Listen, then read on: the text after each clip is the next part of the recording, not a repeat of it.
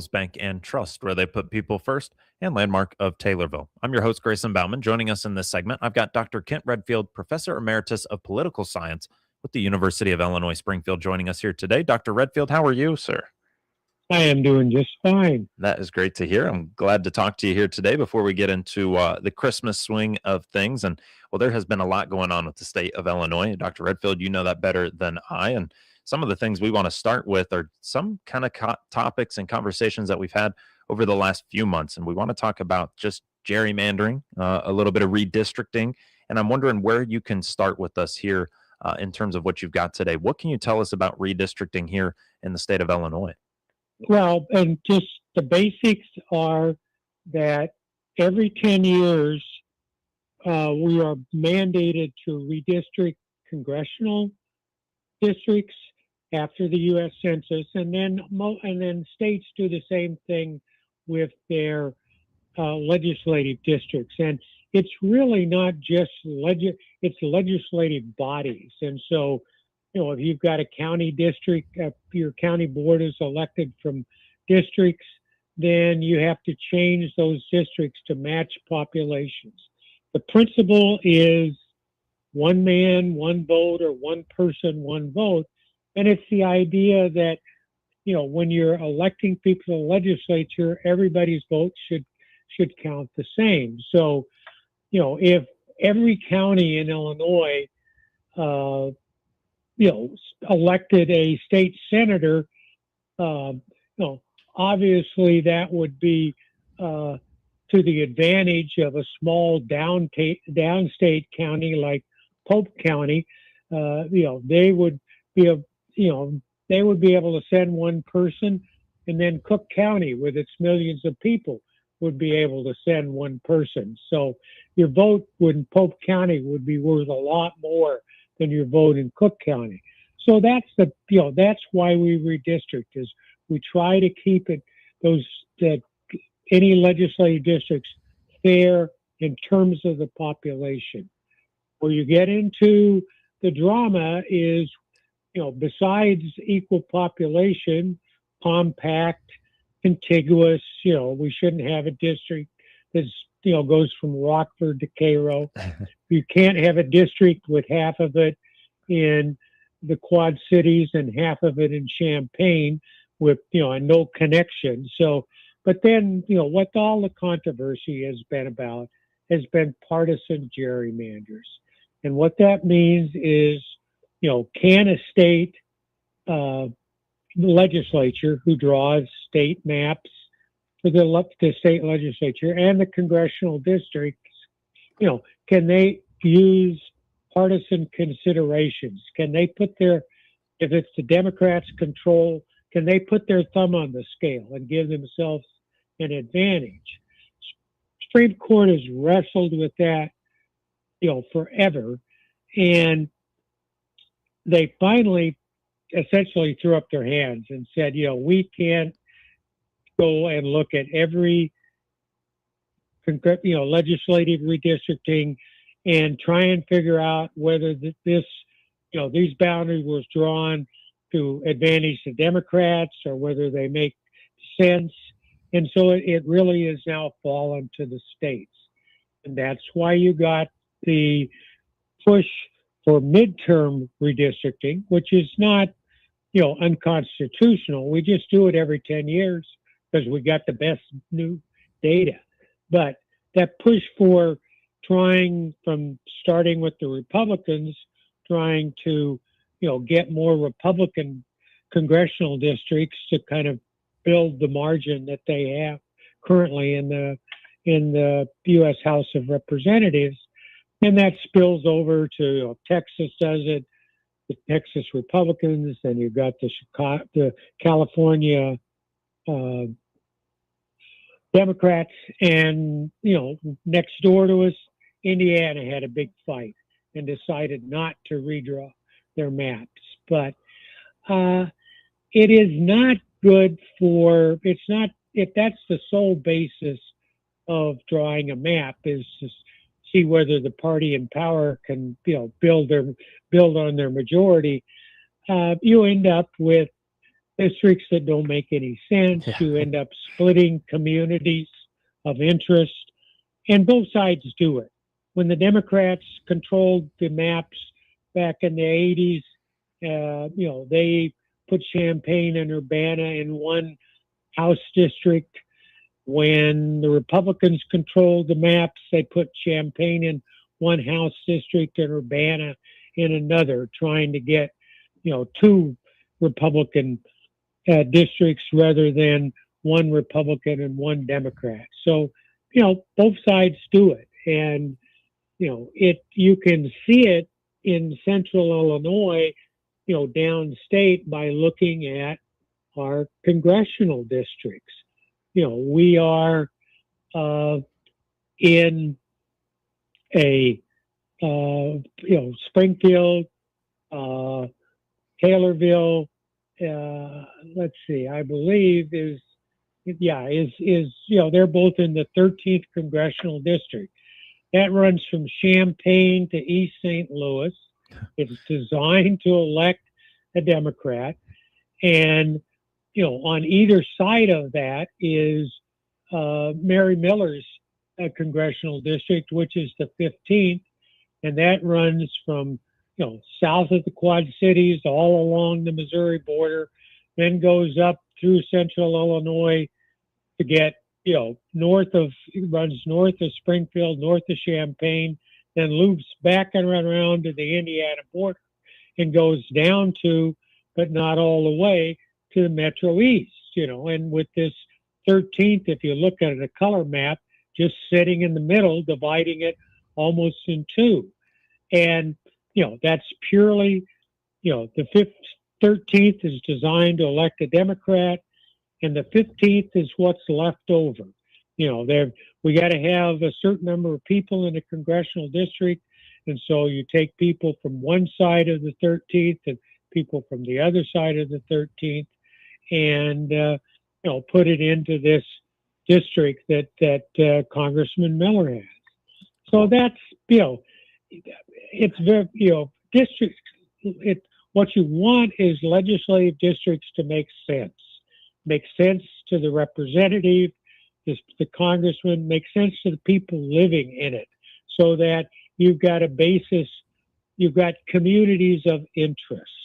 Well, I apologize there. I feel like that's a great way to, kind of, it's pretty much what everybody wants, is it just to make it make sense. And I hate to kind of chuckle when you mention where that district runs from, like all the way almost to the Metro East area, to the very edge of, over to Indiana, wrapping around Springfield. It's just ridiculous when you think about it, because what matters to somebody on the border with Indiana probably won't mean quite the same thing to somebody near that Metro East area. What does it mean for those that are in those districts?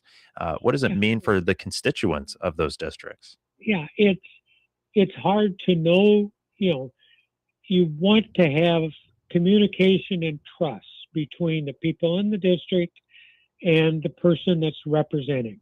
You want to believe that this representative knows my district. They are, quote unquote, one of us, and that's the basis for, a bipartisan kind of compromise. If you've got communication and trust, but when you change the boundaries and create, these gerrymander is that comes from salamander, and that was the way somebody described the district in Massachusetts. People don't know their legislator. When you do gerrymander districts, they tend to be overwhelmingly one party or the other, so that the primary is the election, which pushes your candidates to the left or the right, and you tend to send more extreme people to Congress or to the state legislature. That's and when you get those situations, people don't they don't participate. All the decisions are made in the primary. You get to the general election, which a lot more people vote in, and you look and you've got a bunch of Democrats running opposed or a bunch of Republicans running, unopposed.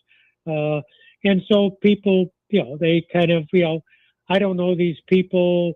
Nobody's representing me. They're non-competitive. I mean, there are just, the fallout in terms of what happens in Springfield or in Washington, D.C., that's very hard to get people interested and active in politics unless, what really drives you is, team Democrat or team Republican, Yeah. coming out ahead. And that's, now when you get a situation like the 48th House district or Senate district, you know, you've got a part of Decatur and a part of Springfield in a district and in a Senate district, and that elects a Democrat. And you can argue, well, these are the two urban areas, and they've got that in common. But you go back and you look at the history, and Decatur used to elect a Democrat. A district in Decatur used to elect a Democrat. By a district centered around the city of Decatur. Between 2000 and the 2010-12 election, that was kind of the culmination of a decade of Democrats not being able to elect a Democrat from Decatur. And so their solution was, well, we'll take the Democrats in Decatur and we'll connect them to the Democrats in Republican, and that'll give us a Democratic seat in the legislature. So, whatever excuses or rationale you make for having, Decatur and Springfield in the same Senate district, the impetus really was, the Democrats saying, well, we're losing a reliable seat in Springfield.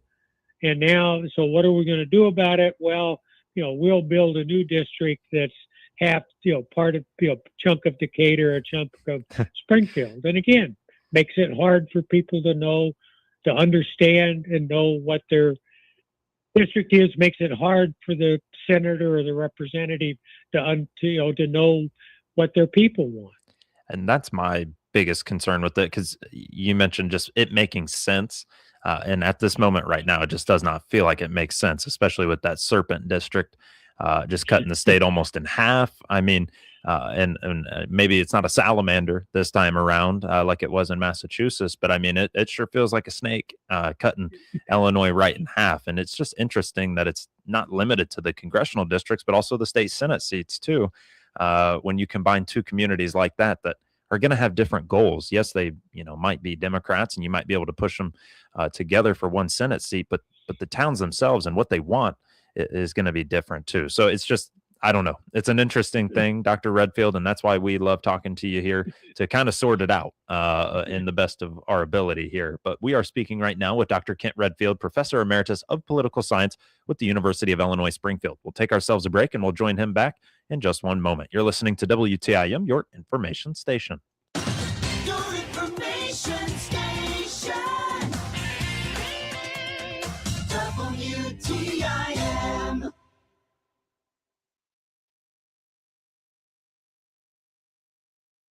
This season, listen on air or online for Lady Tornado basketball and playoff games brought to you by the Taylorville Community Credit Union, the Christian County YMCA, Rural Rentals, and Scooters Coffee.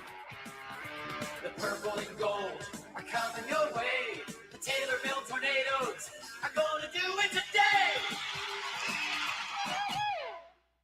The Taylorville Tornadoes are on WTIM. Listen on air or online for all football, boys basketball, and playoff games of both teams on AM, FM, and streamed on the WTIM mobile app. Sponsored by McClure Halberg Insurance, Prairie Farms Dairy, the senior citizens of Christian County, and Taylorville Community Eye Care. The purple and gold are coming your way. The Taylorville Tornadoes are going to do it today.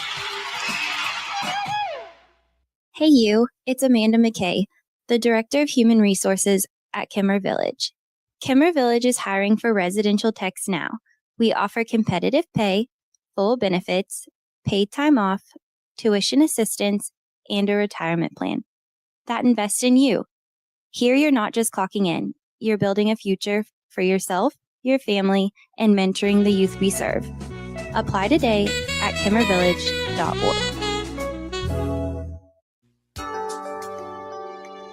I'm Will Perkins, President and CEO of Taylorville Community Credit Union. TCCU is proud to be the exclusive sponsor of the Hart Media Group Community Spotlight, allowing a different nonprofit organization to be highlighted on WTIM, WMKR, and WRAN each month. Hi, this is Chief Wheeler from the Taylorville Police Department. As we come to close of another year, I want to extend my sincere gratitude on behalf of the entire police department. Crime is down because of your support. As we enter the holiday season, I ask everyone to remain mindful. This time of year often brings an increased thefts and crimes of opportunity. Please remember to lock your vehicles, secure your homes, and stay vigilant. When celebrating, do so responsibly and look out for one another. Have a great holiday.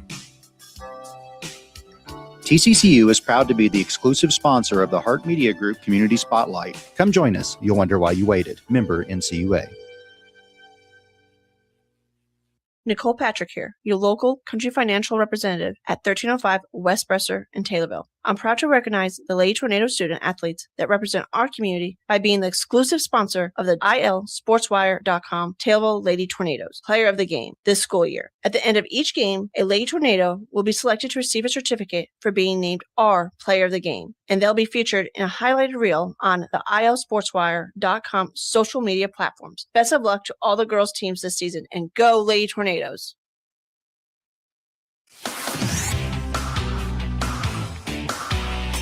WTIM. And we're back with our WTIM morning show here on your information station and brought to you by People's Bank and Trust and Landmark of Taylorville. I'm your host, Grayson Bauman. In this segment, we've got Dr. Kent Redfield.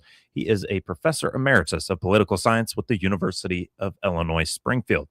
We were talking about redistricting, drawing up those maps, whether that's for the congressional maps or maybe even the state legislative districts, and how that kind of goes and how that operates.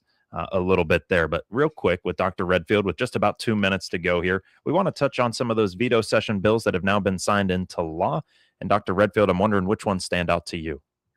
Well, there really were two. One is a bill that essentially sets up a process in which someone who is terminally ill can, through filing documents and getting medical approval,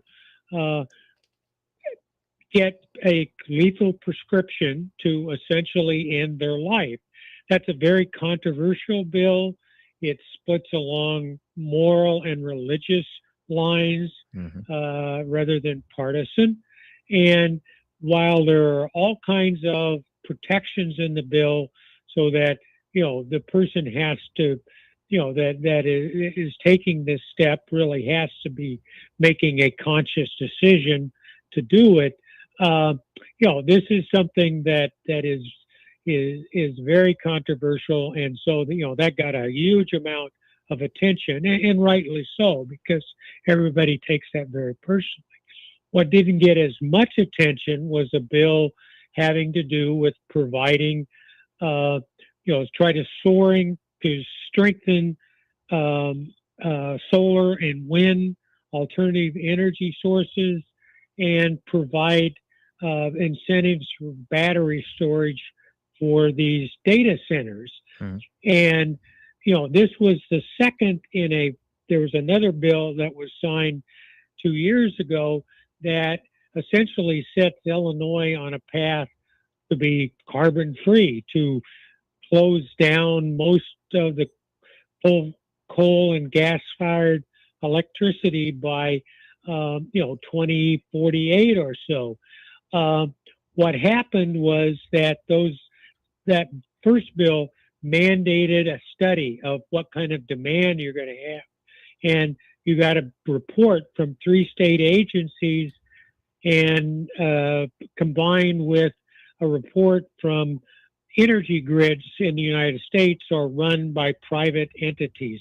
And the big one that involves most of Illinois or in northeastern Illinois they all came in with a report saying these data centers and demands for energy are going to threaten our ability to meet that demand. And now you're having a lot of second thoughts about exactly, how can, how can we regulate, Right. make sure these data farms are paying their fair share. But secondly, do we need to rethink whether we're going to close a lot of these coal and even gas powered kinds of plants? Mm. So this is going to be something. It's going to not probably a big deal in this spring because it's an election year. But whoever's in charge of the state after the 2026 elections, we've got some serious soul searching to do about where we're going to get enough power to keep the lights on. I can tell you a rolling brownout does not sound too fun, especially if I feel like a data center was the one that took everything from us in that regard. Absolutely. Well, Dr. Redfield, thanks as always for joining us. Oh, certainly. Always good to talk to you. Appreciate you. Dr. Kent Redfield, Professor Emeritus of Political Science with the University of Illinois Springfield on our WTIM Morning Show.